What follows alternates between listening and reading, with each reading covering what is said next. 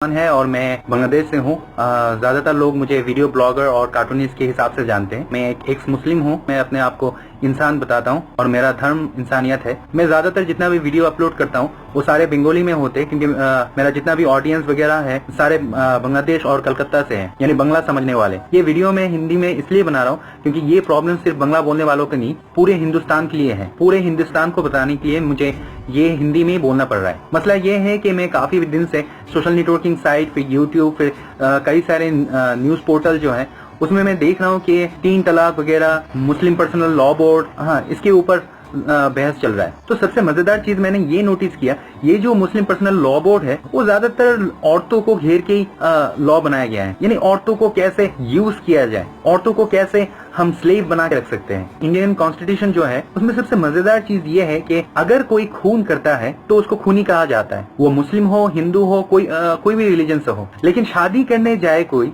तो देखा जाता है कि उसको पूछा जाता है कि आप हिंदू हो या मुस्लिम हो। तो अगर कोई कहता है कि मैं हिंदू हूँ, बोलो ओके एक शादी कर लो, सारी जिंदगी भर इसी को झेल लो, यानी तुम एक ही शादी कर सकते हो। लेकिन अगर कोई मुस्लिम जाता है कि मैं शादी करना चाहता हूँ, बोलो ओके आज एक कर लो और बाकी 3 बाद में आके करके जाना। और मजे का बात यह है कि अगर कोई मुस्लिम अपने औरत को तलाक देना चाहता है, सिर्फ ये बोलने का देरी है तलाक तलाक तलाक, 3 बार तलाक बोल दिया, वो औरत गया, वो मेरा वाइफ है ही नहीं, उसको मैं जानता नहीं, और उसका जो सिक्योरिटी मनी वगैरह है वो देने का जरूरत नहीं है। लेकिन अगर कोई हिंदू अगर अपने औरत को डिवोर्स देना चाहे तो उसको लॉ के थ्रू, इंडियन कॉन्स्टिट्यूशन के थ्रू में जाना पड़ेगा। मुस्लिम पर्सनल लॉ बोर्ड जो है उसमें सिर्फ ये शादी वगैरह का मसला क्यों है, यानी सिर्फ शादी को घेर के क्यों ये लॉ बनाया गया है। शरिया लॉ अगर एस्टैब्लिश करना चाहते हो तो सारे लॉ को इंक्लूड करो ना। यानी ऐसा होना चाहिए कि एक हिंदू अगर खून करता है तो इंडियन कॉन्स्टिट्यूशन के हिसाब से उसको पनिशमेंट दिया जाए।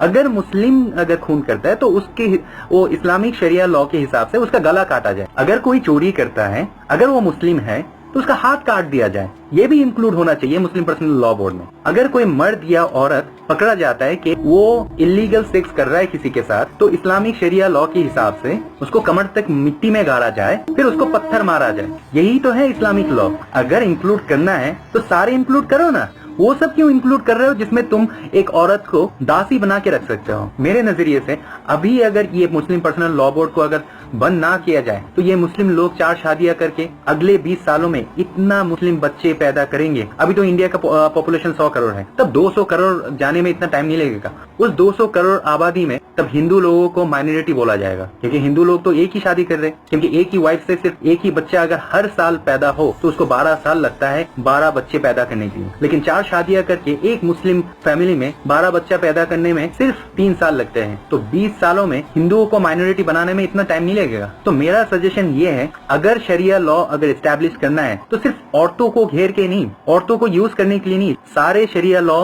मुस्लिम पर्सनल लॉ बोर्ड में शामिल करो। जैसे खून हुआ तो गला काटो, चोरी किया तो हाथ काटो, इलीगल सेक्स किया तो कमर तक उसको गाड़ के पत्थर मारो।